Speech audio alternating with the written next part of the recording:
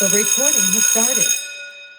Welcome everyone to the Monday Grant Writing School. I want to thank you for being here to Grant Writing School. This is brought to you by Multiplying Talents. My name is Aretha Simons. Thank you for coming back.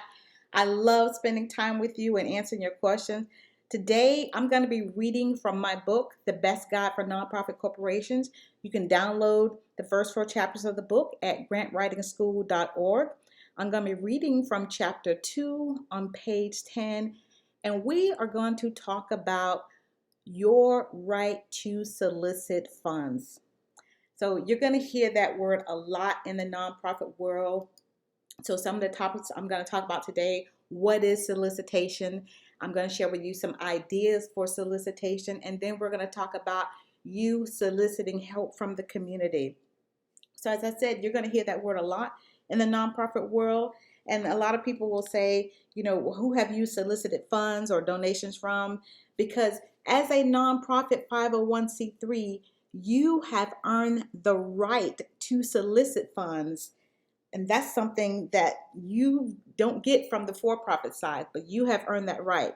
So let's get right into it. So normally when you hear the word solicit, you're thinking of, it in a negative term, like somebody soliciting you to commit a crime. But in the nonprofit world, it simply means asking or requesting, seeking something or asking for help. That's simply what it means. So again, you're going to hear that word solicitation or solicit a lot in the nonprofit world, because again, as a nonprofit, you've earned that right to solicit donation because you have your 501c3. So you went through the process of getting your 501c3, applying for it, waiting for it. So a lot of people, when they get it, they receive that 501c3 letter, they get excited about seeing the letter, and then they put it in a drawer and never do anything with it. But what I want you to keep remembering is that this is a privilege and this is a right that you have earned, and you should definitely take advantage of the privileges that you have. So don't get it wrong now. Your nonprofit is not going to be a 501c3 magnet for grants. That's something you have to put in work for. You have to do research. You have to apply. You have to seek out donors, and you have to solicit donations. So what I'm going to do right now is give you some ideas for solicitation. So there are so many businesses, there are individuals, there's corporations that want to give to nonprofit because they care about the community just like you. Or some do it because they want to write up on their taxes, and some do it because they want to be socially responsible. So here's some ideas for you to solicit. Always have a donation request letter with you. I cannot say that enough. Again, a lot of nonprofits, they get the 501c3 and they never use it to their advantage. So write a donation letter request.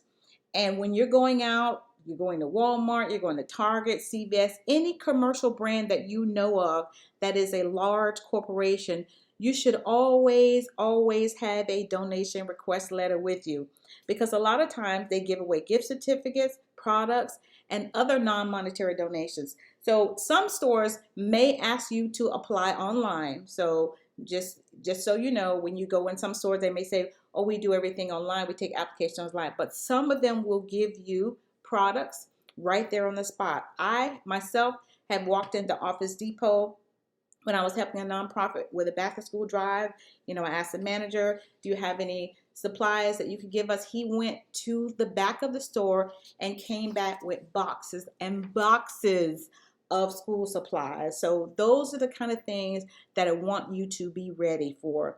So whenever you need something for your nonprofit, you might not need office supplies. You might need food. You might need media equipment. You might need furniture. Whatever it is that you need, you should always have a donation request letter with you. Now, we talk about what should be on that donation request letter during a Saturday class. But when you have your donation letter request, you should also have a thank you letter as well. You can either take their information, mail them a letter, but it's best to have a thank you letter right there on the spot. So one of the things that I want to talk about that we talked about last Monday is having your wish list. So your wish list is something that you're going to write down, things that you need. Again, you may not need office supplies. If you have a transition home, you may need furniture. You may need a handyman to fix things. So write down everything that you need for your nonprofit to thrive and survive. So another way that you can also solicit for help, volunteers. Every nonprofit that I know of needs a volunteer. So we talked about social media. We are in a virtual world. So I know a lot of people who are nonprofits do not like to be on social media, but that is definitely something that we will not get away from. So asking for volunteers on social media is a very quick way to get some help, because people usually respond faster, because that's the age we're in. We want everything quick, quick, quick. We want responses quick. So usually you get a quick response. I said this last Monday, and I'm going to say it over and over again. Your nonprofit is like your baby or your child. So it's going to be with you throughout the life cycle of your nonprofit corporation. So you definitely should take advantage of using social media, having your donations letter with you. I went to help another nonprofit. A law firm was redecorating their entire office. And so they gave their equipment away. Guess how they put that out there? They put it on social media. Any nonprofits need, office furniture. The furniture was like new because they spent thousands of dollars for that furniture. And so the nonprofit benefited from it. And guess what? Having that thank you letter was handy. You want to have your tax ID on that thank you letter. Also, let me give you another few ideas for soliciting help. Right now, we are in a political season. So every politician that's running for office, they want to get their names out there. They want people to have their names on their mind. And they also want to show that they're doing something in the community. So what I would like for you to do is, if there's somebody who's already in office, you should solicit a donation request letter from them, or a letter of support. And a letter of support is basically, you're going to write a letter to them asking them for their support, excuse me. You're going to explain what you do in the community, how you do it, how long you've been doing it. And they're basically going to turn around and write what you wrote on the letter back on your letter of support. Now, your letter of support can weigh very heavily when you are applying for grants, because it's on that official mayor or city commissioner or school board's letterhead. So it means a lot when you're showing that you're supported by your public officials. Also, you can solicit letters of support from your constituents. I mean, what better way to get a testimony from someone that you've helped? If you've helped a young man who may have dropped out of high school, you helped him get his GED, and then he went on to go into the military, and he write you a thank you letter. That's the kind of powerful testimonies that you want to put in your proposals too. You want to put a quote from him or her of how you changed their lives. So those are kind of things that I want you to keep in mind when you're soliciting help. Video is a powerful thing. Having video is very important. So video testimonies are something that you should use on your social media for your nonprofit. It makes a difference. And also soliciting help for volunteers. Again, I mentioned that a little earlier. One volunteer is worth $26.50. What do I mean by that? When you're applying for matching grants and they say, we'll give you $10,000, but you have to match the other $10,000, your other $10,000 could come directly from your volunteers, because each hour that they volunteer is worth $26.50. So imagine if you've had 10 volunteers and they volunteer 20 hours. I don't know, do the math, but you can, kind of make it add up to that $10,000. Eventually it will, if you keep having people volunteer. And again, every time they volunteer is worth $26.50. And $26.50 was the number a couple of years ago. That I'm sure that number has went up, but the point I'm trying to make is that volunteers are very, very important. When you solicit volunteers, make sure you keep a log who, when, and how much time they have volunteered. So I'm going to also talk about some other ideas. I mentioned you're a public servant. You are definitely going to be soliciting grant writers. I know a lot of you say, I don't want to write a grant. I don't care to write. Even if you don't like writing grants, you still have to be ready.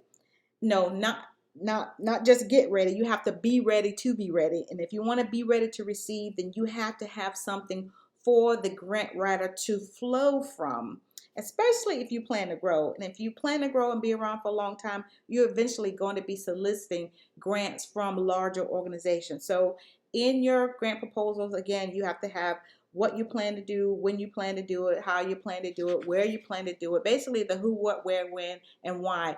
You need to have this ready for a grant writer if you do not plan on writing grants. And you have to have something for them to flow from. And what I say now, create a grant writing team, because relying on one person to write all grants for you, it may become a task for you. So create a grant writing team with close-knit people in your circle that you trust. It could be board members, it could be volunteers who you know who have been consistent and committed, but you definitely want to create a grant writing team if you do not plan on writing grants yourself. And if you are the founder of the organization, you probably will not be writing all the grants because you'll be wearing multiple hats. I know a lot of you start out that way, but you will not end up that way. So keep that in mind. One other thing I want you to remember, all states have state regulation requirements. So some states require you, no, not some states, all states require you to complete a state solicitation application. And basically, they want to know that you're nonprofit 501c3 and what kind of solicitation you will be doing. Now, if you are a pastor, I know sometimes we have pastors on this line, pastors and religious organization, you do not have to fill out the state regulation application for soliciting because most of your funding is coming from tithes and offerings. But everyone else, you do have to apply for the solicitation application. There are different people on here, so make sure you check your state regulations. You can do that by either going to your Secretary of State website or going to your Attorney General website and just look up the word nonprofit charitable state regulation application. Okay, so I want to do a recap so that I can open up the floor for Q&A. Again, what is solicitation? It's basically simply asking for help. I gave you some ideas for solicitation. You want to have your donation letters ready. Always have that ready.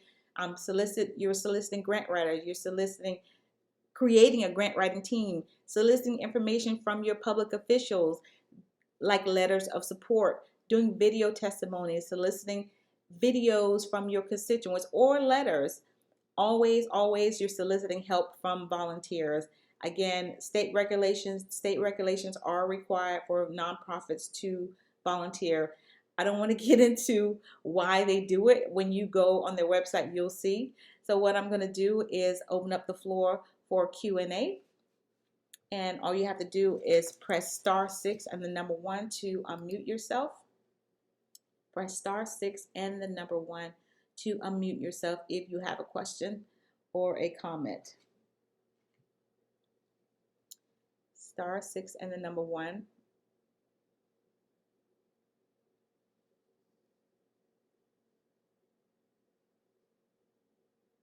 I know we have excellent. Caller ending in 3374. State your name, where you're calling from, and your question or comment.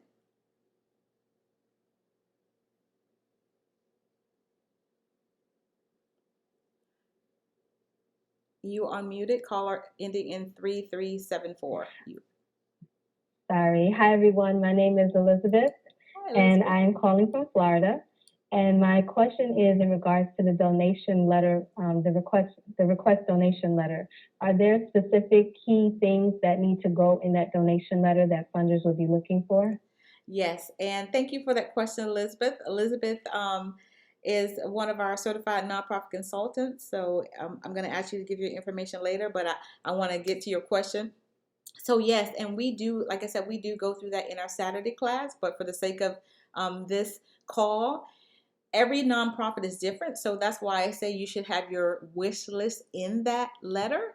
And you don't want to put your entire wish list. You want to put everything in the kitchen sink. But depending on, and you might have different donation request letters for different places. So you're going to have multiple ones. You may have different ones for different seasons, for the holiday seasons, for Christmas, for Thanksgiving. So specifically, you're going to open up by telling them what your mission is, and then you're going to ask them for specific things. You can highlight them with using bullet points.